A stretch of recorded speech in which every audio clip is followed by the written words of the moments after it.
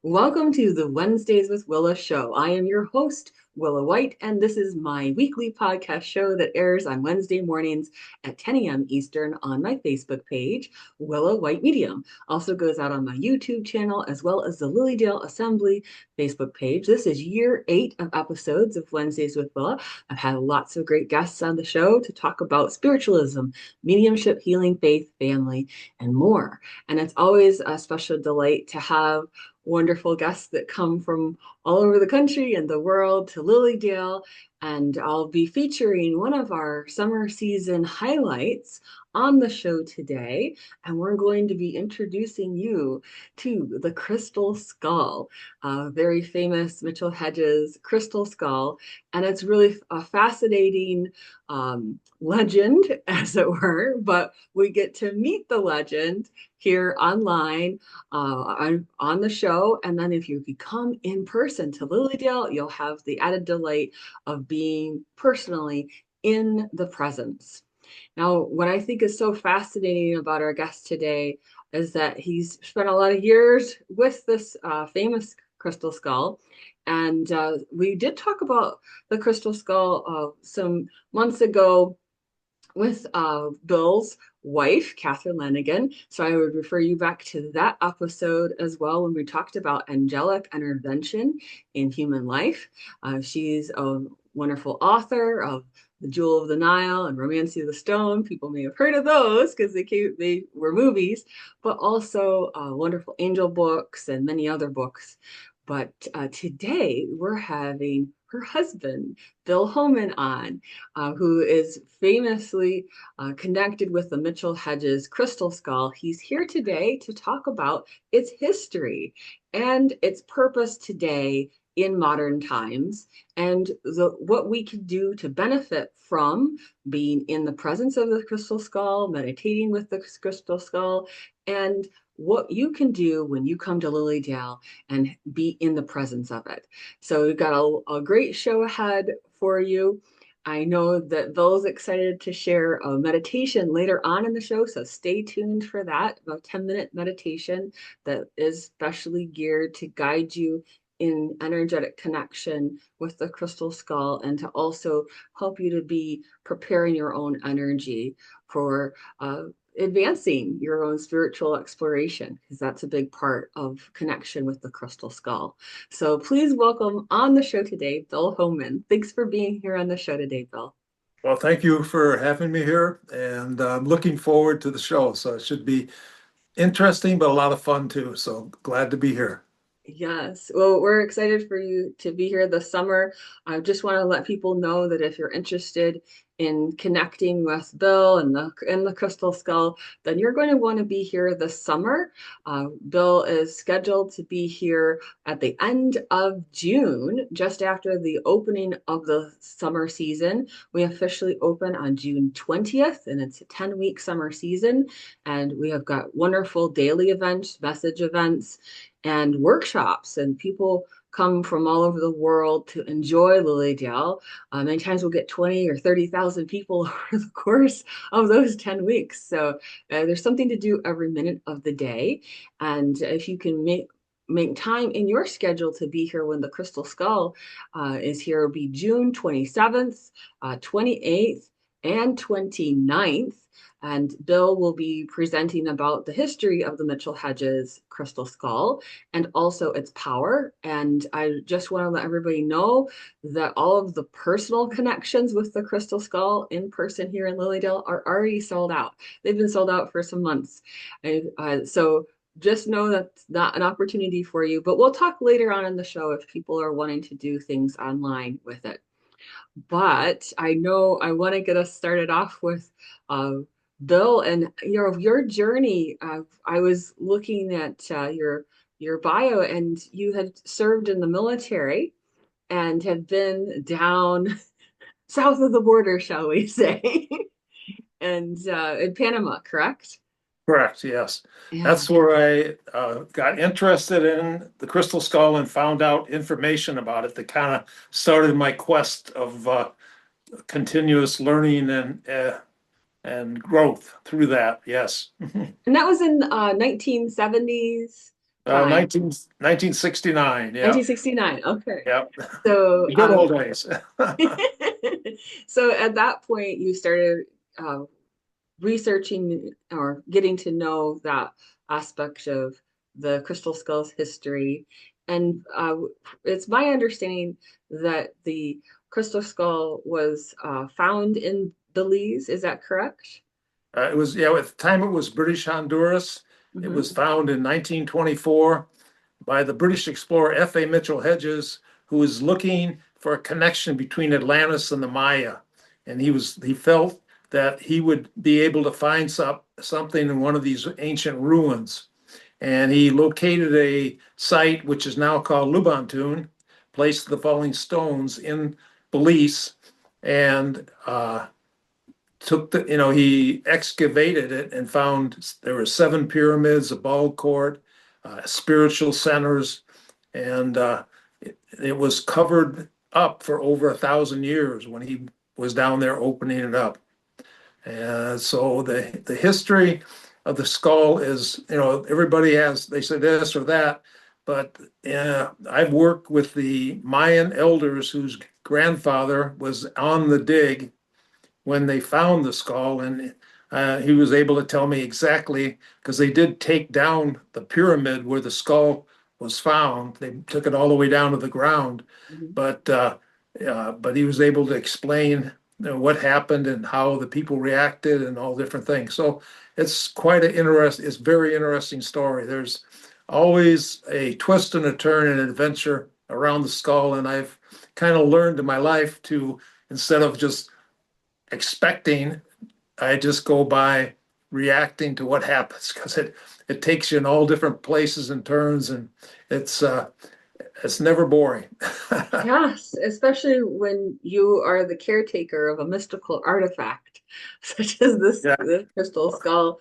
And just to orient people further, where we're talking about is south of Yucatan. If people understand about Mexico and further on down, and then there's this little kind of jutting up tip of things, and this that's where this would have been located in one of the Mayan ruins.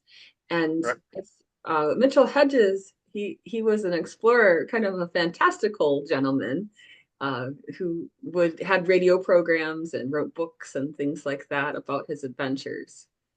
Yeah, he also worked for the British Secret Service, and he was down there in that area at the same time that the Nazis were going through the area looking for these powerful artifacts.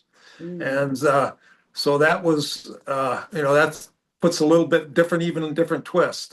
A kind of an interesting story. Going through some old papers, I found a letter from the head of the naval intelligence to Mitchell-Hedges, and it was just a really, they're talking about oil and this and that. It didn't make much sense. It was more of a coded letter, but at the bottom of it, whoever uh, makes the letter or types the letter has to put their initials at the bottom. And so going over and looking at the initials is a gentleman that knows a lot about that type of thing. His name was Ian Fleming. That Oh, is that oh, crazy? James Bond fame. Yes. Yeah. And guess my two favorite people are James Bond and Indiana Jones. Indiana Jones. So I also have a strong connection with the Indiana Jones thing too. So that's Yeah, it all kind of ties together. So yeah. I believe in doing this. You got to have fun. And the skull, what it does is it's here at a time when the world needs help, and it's here to bring peace and joy and love, this universal love that the world is searching for, because it's the factor that connects all of us together. Mhm. And it's a really good thing at a time with all the strife and different things in the world to bring a peace in your heart and peace in your mind. And so I have a lot of joy with that. I have joy. The fact is, the skull, when I meet people one on one of the things it does is it connects with a person's inner self, and it opens up. There are different gifts and abilities in this life or past lives. Because so many times, people are there in their childhood or different times in their life, they come out with, they see this special friend that's not really on this planet, but they're seeing him or whatever, and they're told and made fun of and everything like that, and they close these different gifts off. And these are your God gifts, and this is what you have acquired over lifetimes, even. And so by opening up that with the skull opens up those channels, it changes lives. And it's a neat joy to have, is to be able to go and change lives and make differences in people. And we were at Lilydale last time. We met a good group or large group of people that connected very strongly with skull and made heavy differences in their lives, which is really a beautiful thing. So if you can find what you love and you can do it and do it, that's a real joy in life. So I'm just having fun. Beautiful. I'm glad it's been such a joyful mission for you. And I can feel that it's something that you personally have connected with deeply yourself. I'm wondering, when Mitchell-Hedges was locating the crystal skull, because it was actually his adopted daughter that Anna, yes. Anna that is, at least is my understanding of the story, is that she found it. Is this something that she was just kind of poking around in the place and she just Well, what happened it to was, uncover, or did she feel magnetically drawn to that location? yeah, she had a very magical life, and all the way from being like 7 years old, she had experiences that major changing things, all the way to towards the end of her life, So that was her magical life that she had, and so the So was she skull. adopted at the age of 7? It Is was that about I think it was more like 11. 11? Okay. Yeah, but he was, yeah. So So he and his wife adopted her in Canada, I believe. well, Is yeah, because what it is she was in her family, and there was like 11 children, hmm and the father passed away because he was had things from the war. He got gassed, and he did mm not last too long. And then the mother uh, passed away, and with all these children, they would send them to every a lot of the family members, and I guess Sammy was left. So but it was a blessing for Mitchell-Hedges, because it was like his luck charm. She was his mm lucky charm, because since he was around her, so many things were brought into her, into his life, and everything from the crystal skull to the Black Virgin of Kazam, this ancient painting that was uh, the Russian icon that's really most famous one they have, was part of his collection at one time. hmm So it, but you hear this and that, but it's if you look at what's been happened to me in the last so many years, it keeps life very interesting, and it's never boring, like I say. So yeah. Yeah. And but in terms of this crystal skull and this location, it was locked away in a Mayan ruin for over 1,000 years and hidden from interaction with humans, shall we say. And then when it's discovered, and did Anna ever 1920. describe that moment to you, like what it Sure. felt Yeah. like to? Can you share Well, with us what that moment was like for her? sure. There were 7 pyramids, and the tallest one, uh, the men said that if you went to the top of it, you could see all the way to the ocean. And Mm-hmm. she's thought that would be really neat, but she was told never to go on it because it was dangerous. The rocks would move, there's snakes. But she took a few of the Mayan kids, and during the day they always took a siesta around noon when it was really hot. Yeah. And she took the kids and they snuck to the top, looking to see the ocean. And it was a cloudy day, but the sun it came through the clouds, and it went through the rock, and there was a big bright light inside because the way the rocks were and the way the sun hit. So she ran down because she always wants to be helping her dad, and told him what happened, and she was in big trouble.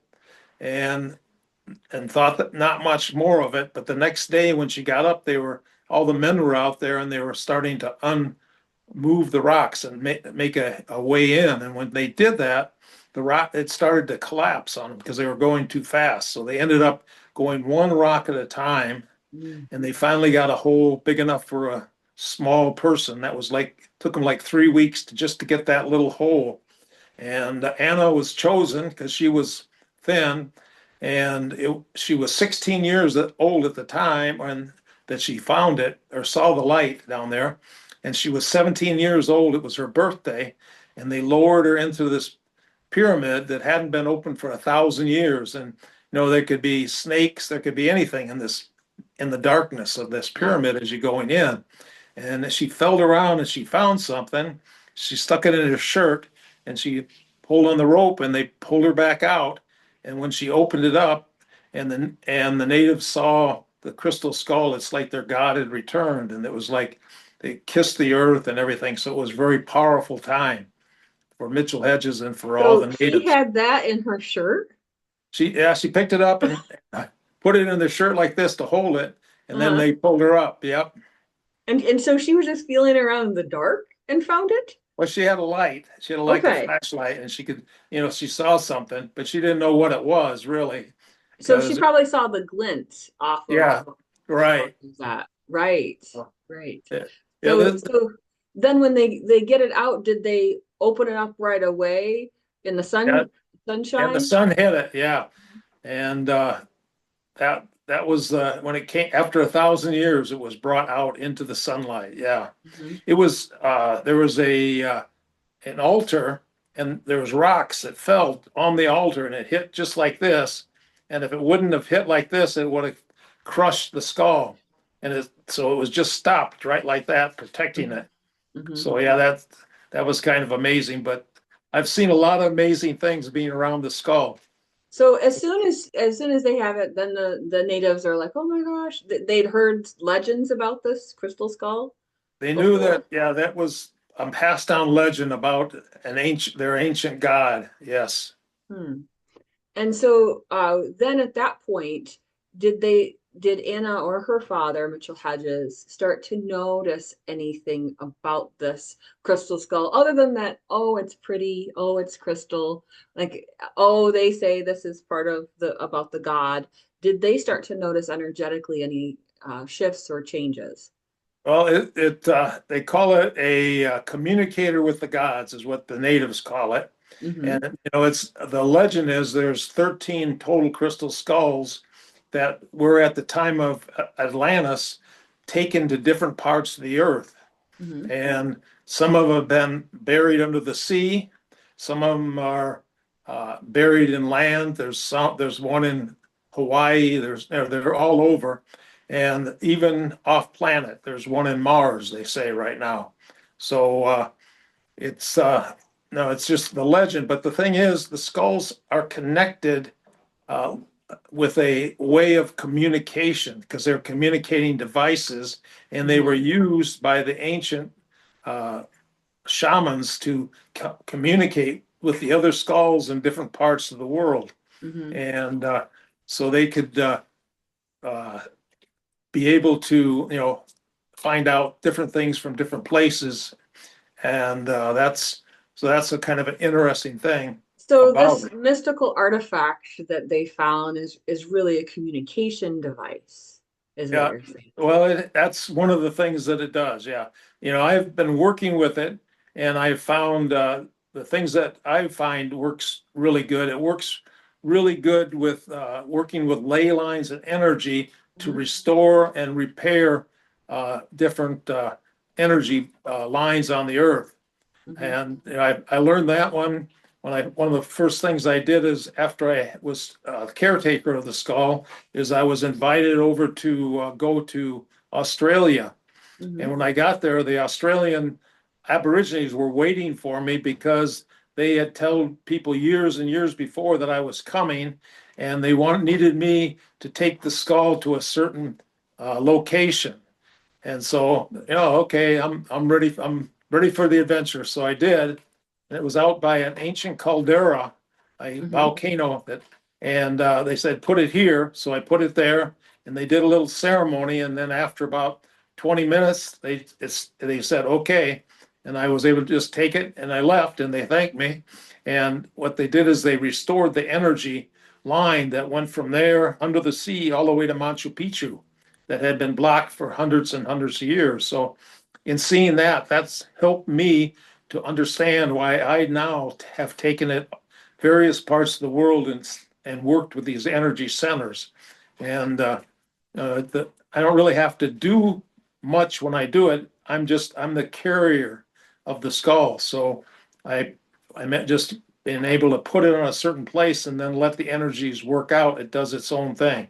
Hmm. But it's important because with these blocked energies, we're not getting the full power of the earth to really Mm.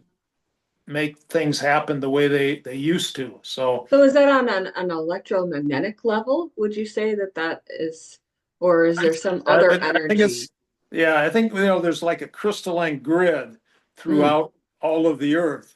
And it connects to some of the different energies like that. There's energies at the different pyramids.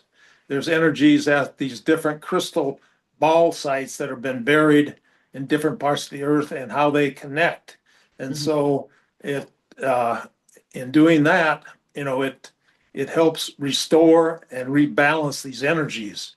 Hmm. Now, a little side story: last year, I was in the Great Pyramid, and before I even went there, I was told that you go in the chamber, and on the one side there's like a key, and the key was important. And so when I was in there, and we're working with the sound and the frequency, and we able to open up an energy port that went from the Great Pyramid, King's Chamber, to the Queen's Chamber.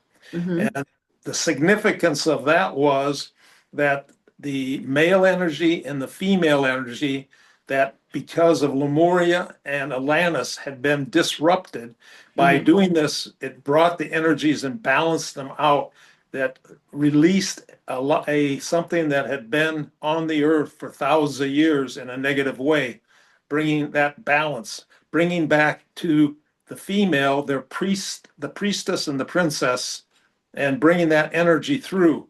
And so, you do it and you think, wow, that's neat, but it's it's quite interesting how the different places you end up and what you do.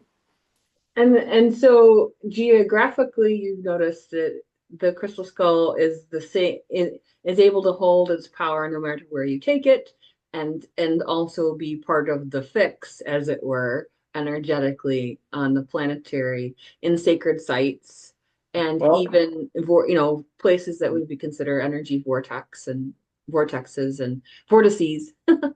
Uh, yes.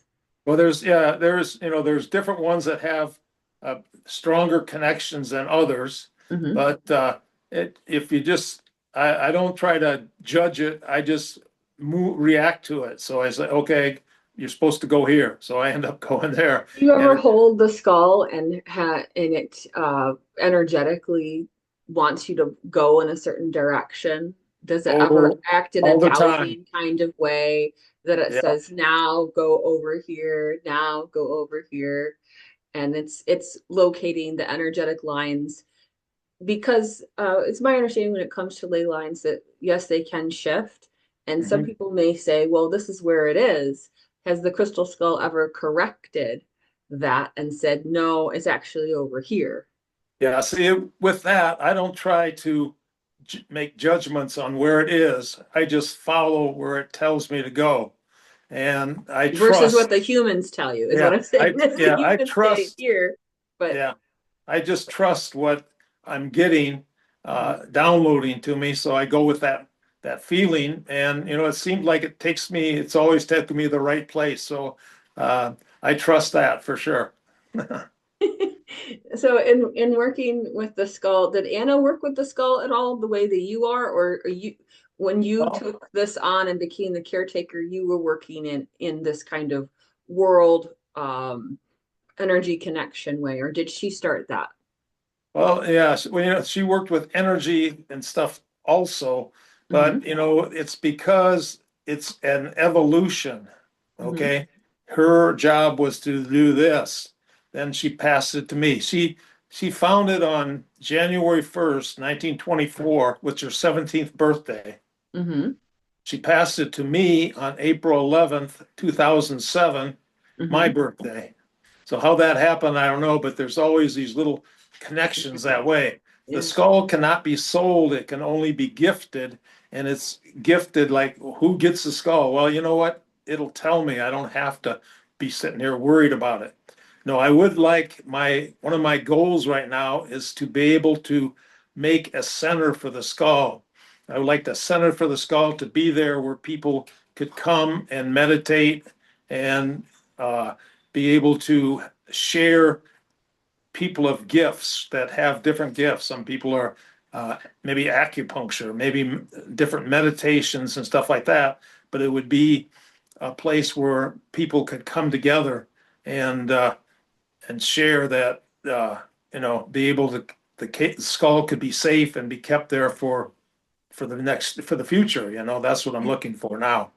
I think that's an admirable goal. I'm wondering, did the skull ever tell you why it was placed in the Mayan temple, where it was inaccessible to others to be utilized for 1,000 years? Did it ever tell you why? Because Okay. I imagine that based Yeah. on what you've been saying, if um that maybe there's a reason that it was Well, it's ignored. it's all in timing of the Okay. earth Hmm. and what we as humans are going through, and as we're coming now to a possibility of coming into a evolution, growing into this more spiritual being that who we really are is starting to come out. And so the energy of the skull, maybe 200 years ago, wouldn't have been able to uh, bring this energy through. But with all the lineup of planets, all the lineup of different astrological, etc., things are right now to be able to kind of grow into our galactic family. And Hmm. that's kind of where it's all going to, and where it's at is, not everyone's going to ascend, but the ascension is just a frequency change into a finer body. So we'll be able to, we are more than our physical body. We have all these gifts that a lot of us don't use, or many of us don't use, or right now probably not too many at all use.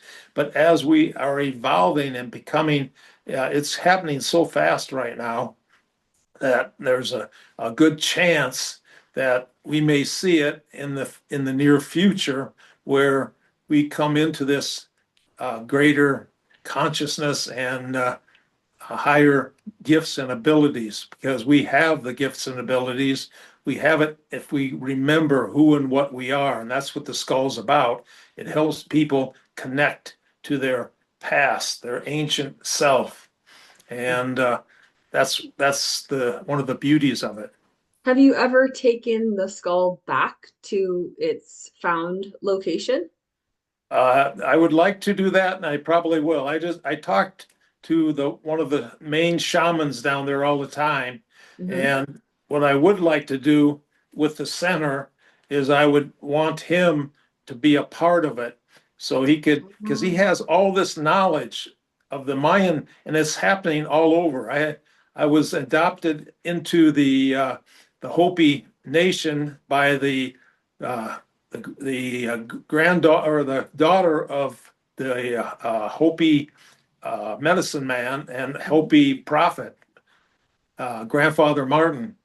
And so with that, they have that type of energy, and so uh, each one has these special gifts. But he passed, and he did not train anybody in the way, and he didn't do it because the people of today are not interested in that. They're interested more in the physical world, And so that happens not just with the Hopis, but it's happening with all these indigenous, or a Yes. lot of them. And it'd be really good if we could get the Hopis to document their knowledge and make it so it'll last forever instead of losing it completely. So Mm-hmm. that's one of the things I'd like to do. And it'd be a But beautiful thing to see. but it wouldn't be necessarily about trying to go back into the Mayan community and accessing that kind of old Mayan understanding of things.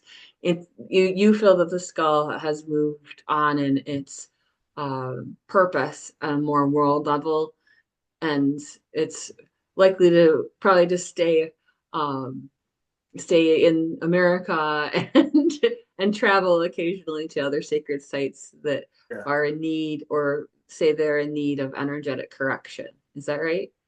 That covers a lot. Yeah, that would be some of the things, because what I've learned is it's not necessary for me to take the skull all over. At one time, I Mm. traveled all over the world, taking the skull and you know going to shows and being able to give lectures and stuff all over. But now I've come to understand that the skull is able to be anywhere and communicate directly with these different areas without having to be there physically. And I also found that the people say, I wanted to, oh, you feel like you're my soapbox. And I get up there and because I'm happy and I want to make everybody else happy, But the thing is that it's not everyone's interested, but the ones that are drawn to it with their hearts. It really brings it to them. There was people back in the 70s when the skull was first shown to the public. It was Mm. on Arthur C. Clarke, and it was at the Mm. start of the Arthur C. Clarke, and you could see the skull turning around, turning around. But that went in the subconscious like seeds. Mm. And since that time, there was hardly any crystal skulls around. And now, if you would count them, there'd be, close to several billion of them. They're all over now. And it's because of that. And the skulls work together. So the energy of the skull, if people have a skull, I always say bring it because it's a connection that work. It's not that it downloads all the knowledge, but what it does is it gives universal love and peace. And Mm. that is really a powerful thing right now because that is what's bringing humanity together is that strong universal love. So when Anna found it, up until the 70s, when it first went into into public display, as it were, as you said, then through that, was Anna working with the skull on a private basis regularly? Oh, well, it is I have books of visitors and people came from all over the world Okay. to see the skull.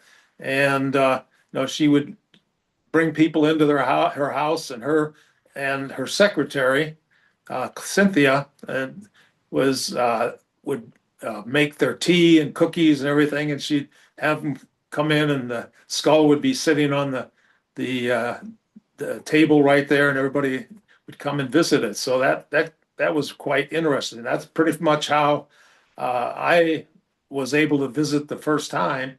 Is Okay. I found out about it. I was drawn to it very strong from my experiences when I was in Panama, and so it's like, if you got that drawing to it, there's usually a very strong reason for that. And so many times people have never even heard of a crystal skull. And I'm going to do a lecture at Lilydale, and there'll be somebody who'll come in the crowd and say, well, I just saw this on the news, or I just saw this flyer, and Yeah. I have to be here. And so Yeah. those are the people. And it's a beautiful thing because the skull never forgets. Mm. It remembers the people. And so when they come to see it for the first time, they may not realize how much the skull is calling them because they have me, the skull has me bring them there, and then it is bringing people to see it. So it's really it's exciting, neat thing. It really is. And for people to understand this, has the skull been analyzed in any way, or examined by like scientists to see Well, what they would the say? only true test that was ever done was done in 1970 by Hewlett-Packard. Mm, Okay. And they tested it, and because it's made against the grain, which is impossible. It has hmm. lenses and prisms built inside the piezoelectric quartz that Okay. directs the uh, light beams through it certain ways. You put a light underneath it, and Hmm. 90 degrees it shoots it out the eyes. So there's very strong optical qualities, but to create a crystal and grow it in perfect symmetry, and also being able to make it so it works that way, it would take zero gravity of the knowledge we have today, because they're making crystals on the space lab because they can do it in zero gravity. They can't do it on Earth. So, with the things like that, did the Mayas make it? Well, they said they could do it in 300 years, hand rubbing it with sand, hot sand and herbs. Well, if you really did that, there's a possibility you could do that. But uh, the skull is formed by light energy, and it is formed with the heart and the mind of these master beings that have the ability to direct their minds and create with light and energy whatever they are choosing. And that's, I've worked with so many different uh, the masters and teachers, some of the top people in the world, and they come to that conclusion that it's not something that to be taken lightly, where it came from and stuff. So at So this that was the time, only time it was analyzed then. well, that it was taken to. Now, I'm going to do a whole video on this, because I have to. I have all the information to debunk a lot of the stuff, because it was done by the people that uh, have a doctrine that they don't want anything that does not fit into their uh, belief system. So if it doesn't fit, they want to take it and hide it away in their basement, in their storage, or they want to do this or that, and they have done that. But the skull was in private hands, and so they couldn't do that. And so it's very interesting how far and what they do to. They've spent millions of dollars trying to really understand the skull, but Mm.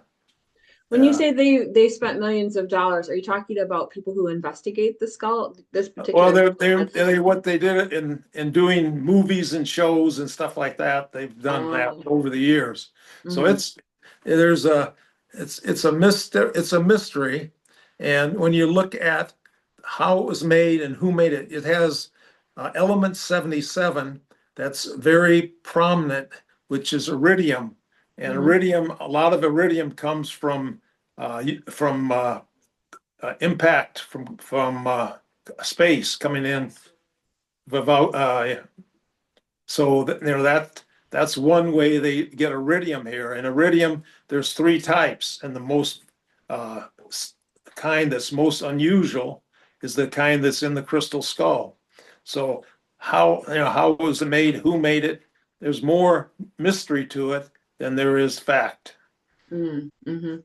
Yeah, And I'm gonna, just because it's time for me to come out and bring a lot of that paperwork and knowledge and truth that I have into the world, so they'll really be able to see what it's all about. But the fact is, it couldn't be reduplicated today.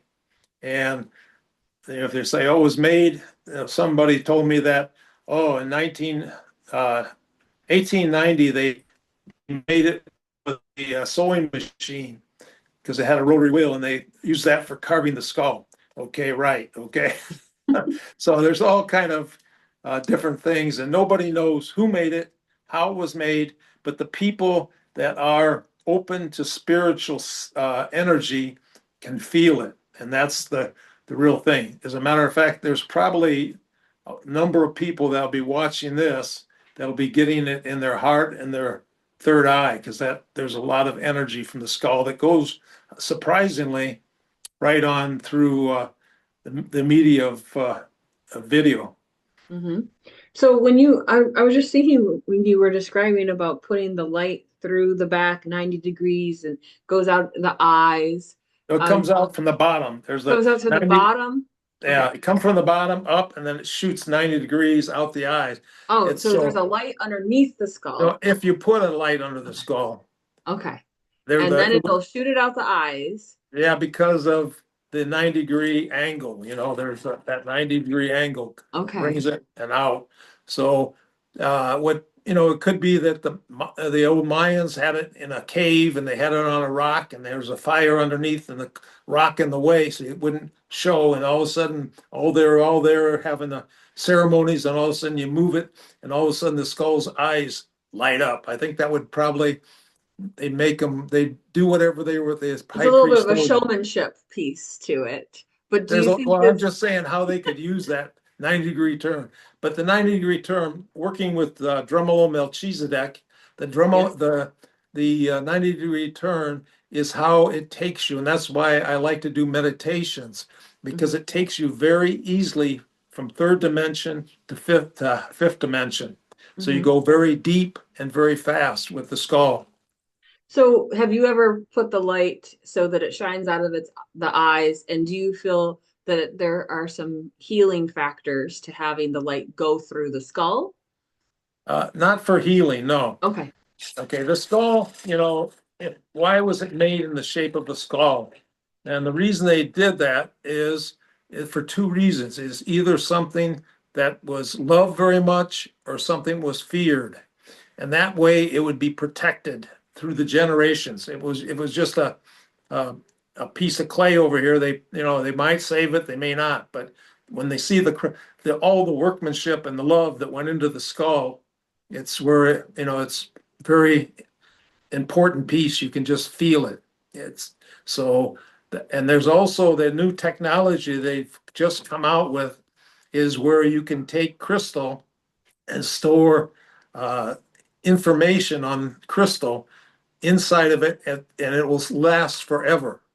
So they would use the crystal skull, piezoelectric quartz, just like the computer chips, and store all this knowledge. The knowledge of the universe is stored inside the crystal skull, that is told. So we Mhm. just are coming to the time now that we can bring this knowledge out with technology. But right now we use people that are uh, impasses that are able to uh, bring that through their Through meditation stuff. through Yeah, intuitives. I would right. be fascinated just from a science perspective. I just was reading an article in terms of quantum mechanics and quantum physics.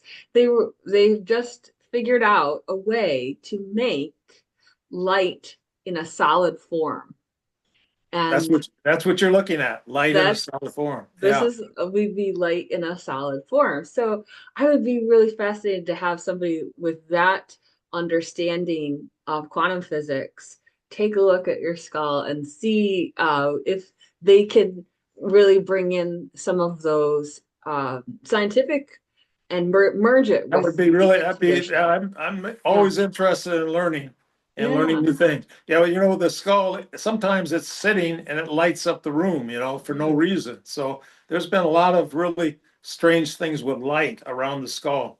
I had it at Beach. the beach out in California, and Mm-hmm. this young lady was playing the bowls, and the skull Oh, the frequency of the bowls really oh, resonates yes. with the skull. And so as she was playing it, and I have it on video, the skull lights up with this beautiful colors. All the Oh. colors were just unbelievable, and you could just see the skull was smiling. so so Yeah. it's got a sense of humor. Uh, Yes. yeah, there's like uh, one of the first times Kath was around it. it was in that we had it in the kitchen and having breakfast, and he said, "I'll have pancakes."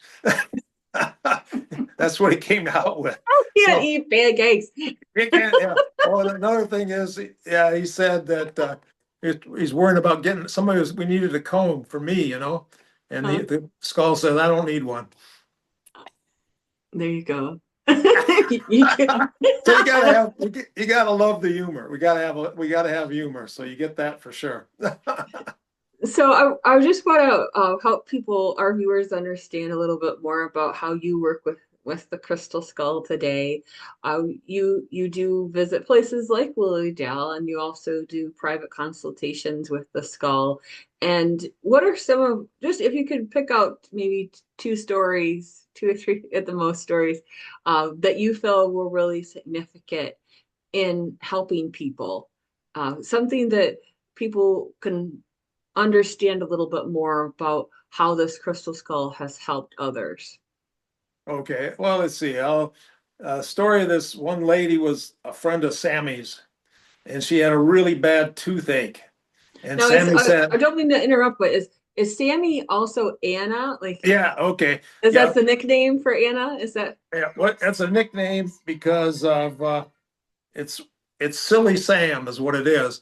She was Oh, uh she was down in she always liked to go to the down to the ocean, and she's always looking for shells and stuff. And she was down there with a little Mayan boy that was watching her, keeping her out of trouble, and she stepped on something and she was in great pain. And he said, "Turn your head, Mitzi." So she turned her head and felt something warm, but the pain went away. And so then when she went back and told her father, because if you step on a sea urchin, do you yeah. know how to get rid of the pain? Oh, yeah. Okay. And so when she told her father, everybody on the expedition always had a nickname, and she got the name Silly Sam. So she was Sammy. Got And it. being around her all the time, I always called her Sammy. Okay, then please carry on with the story. I just thought I'd make Okay. sure. So what it was is so the lady came over to the house and showed her the skull and everything. And Sammy said, "Don't worry, the skull will help you." And no, Sammy, you can't say that. She needs a dentist. And no, Sammy said, "No, don't worry about it. The skull will help you." And so she goes home, and the next day she calls and she says, and Sammy asked her, "How's your tooth?" And she said, "It fell out and I feel perfect now." So she wasn't expecting that. She thought she had to go to the dentist, but just the tooth just fell out. And when that happened, it relieved all the pain.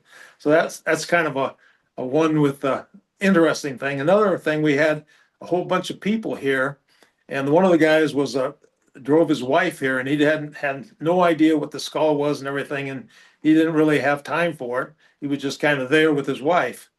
And so we started working with it, and he came in the room, and he had a back that was operated on and that had been pinched for at least 10 years, and he's been in pain for 10 years. And so uh, after we were done and everything, we went to leave, and he told his wife that in the first time in 10 years, the pain is gone. So does it heal? You never know. And I don't say it does, and I don't tell it, "Oh, you heal this person," but just I just bring out the possibility.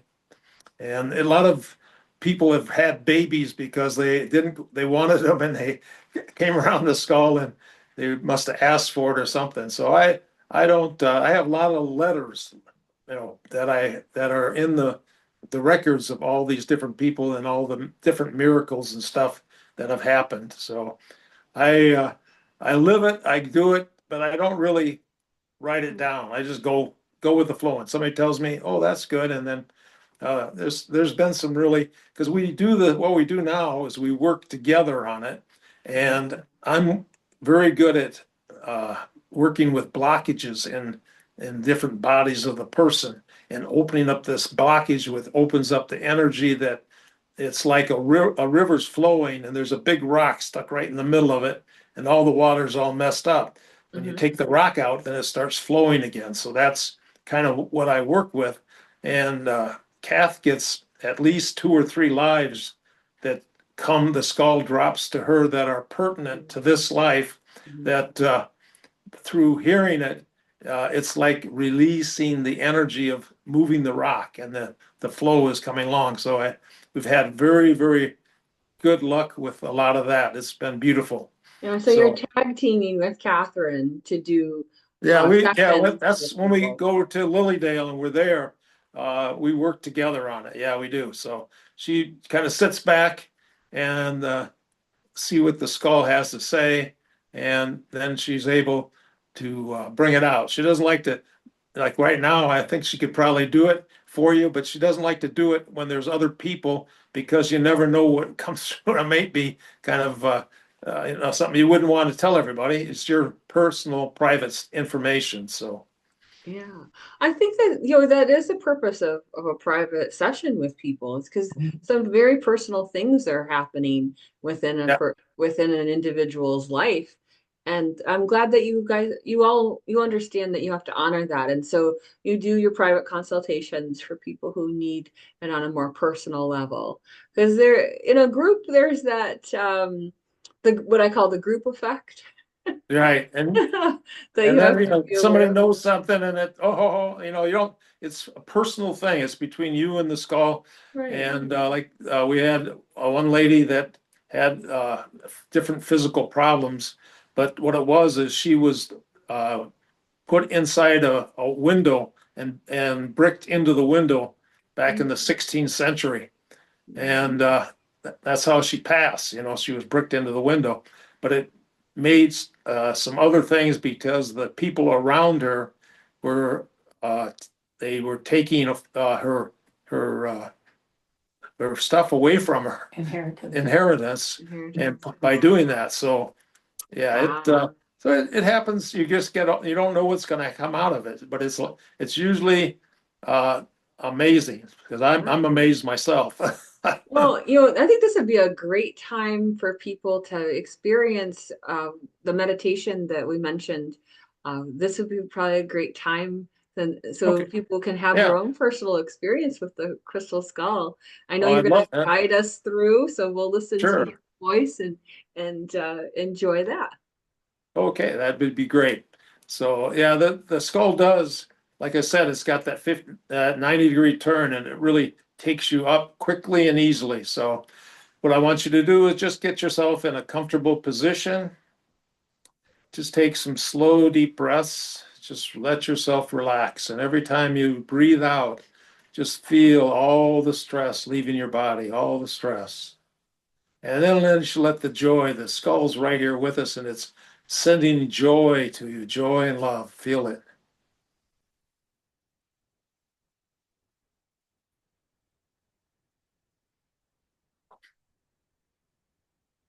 And as we just let yourself relax, put your mind on your third eye, and just look up into the heavens with your third eye, high in the heavens. And you'll see this beautiful golden light coming down from the Creator. You see it come down, come down. It's going right through your crown, right through your body, right through the top of the skull, right through the skull into the earth below you, and deep into the earth, deep into the earth through your body, deeper and deeper, and down, down into the heart of the mother. And as soon as it touches the mother's heart, this beautiful love and light is coming up, back, up towards the skull, towards your heart. And it goes up through your body into your heart, through the top of the bottom of the skull, into the skull, and the heart of that love and light from the Creator is inside of it right now and inside of you. And to feel the joy, there's great joy coming through. And now, with your mind on your third eye, I want you to go into your heart center, go into your heart.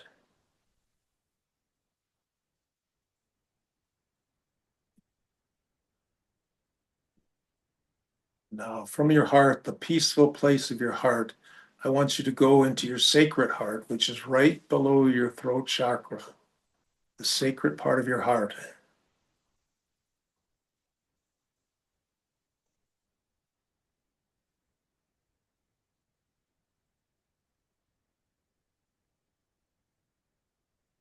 And then as from there, you want to just let yourself expand out, expand and raise up higher, going up higher and higher.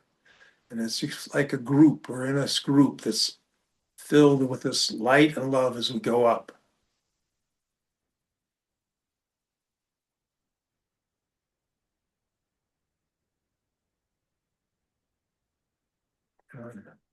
The world is ready and open for this higher vibration consciousness. And if you choose, I'd like you to concentrate on the energy flowing through your hands and out your fingers and your hands.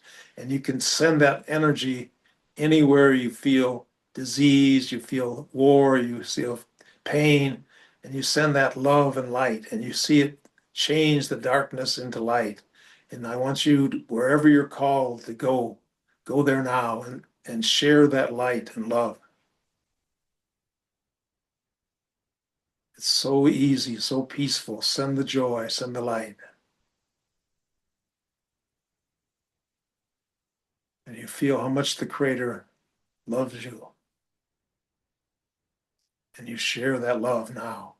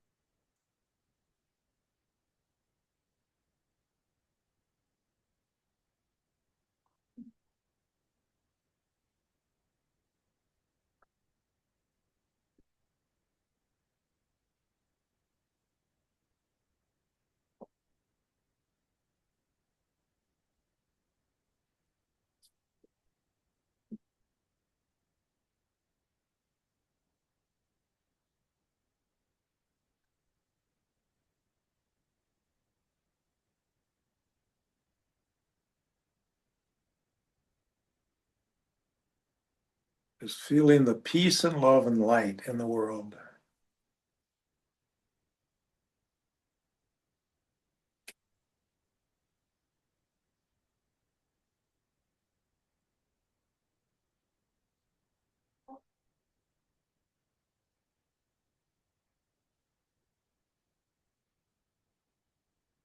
Okay, now I'm going to bring us back together, and I'm going to bring us back on the count of 5. 1, just let the energy flow back into your body. 2, just let it flow in and out your fingertips and toes. 3, just this is where you hold the love, and it's in your heart, and you can share it as you feel it, and it's never ending. 4, you're almost back, and 5 has been counted. And you come back now whenever you're ready. God's love. Thank you, thank you, thank you.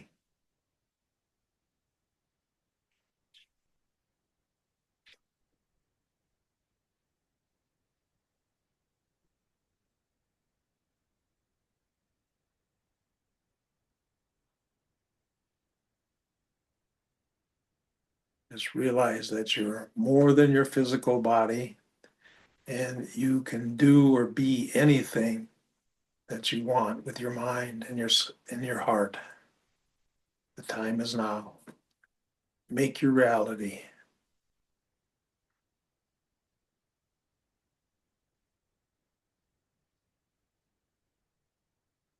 Thank you.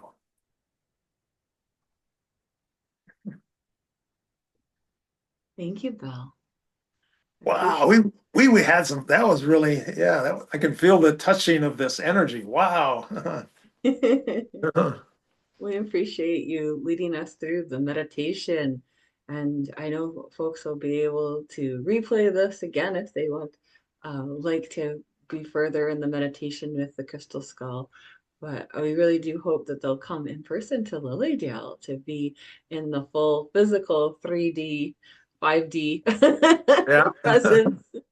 Yeah, that on will, the Crystal Skull. it's a special place that you have there, and we really enjoy when we're there. And I feel that it's going to be even more important in the future. So it's great, exciting time to be there. So Well, we're grateful that you're coming, and for those of you who are wanting to know more about Bill Homann, you can definitely, I'll link the website for him in this post as well, and the ticket information so that you can go ahead and get registered, reserve your spot for the workshops with Bill Homann, and also Catherine Lanigan, his wife, who's coming to talk about the angels and also be part of the Crystal Skull presentations.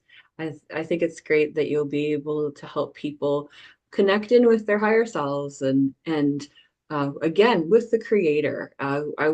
That's something we probably should just take a couple minutes here right now and reinforce with people before we close that this is about connecting deeply with the creator, with the divine intelligence, the yes, source of all, and that you can definitely hold um, other sacred beliefs and also hold deep connection with yeah, understanding about that's a good point, and we should make that yeah. because it's not like, oh, it's here and it's here. It's what it is. It's here to help all of us and make us more of what we are, and being able to find who we are and our true powers. Then you're able to, everybody searches, what am I supposed to be? Who am I? What am I here? What am I here for? That's a very simple thing, is just learning to find your joy and follow that. And as you do that, everything falls into place.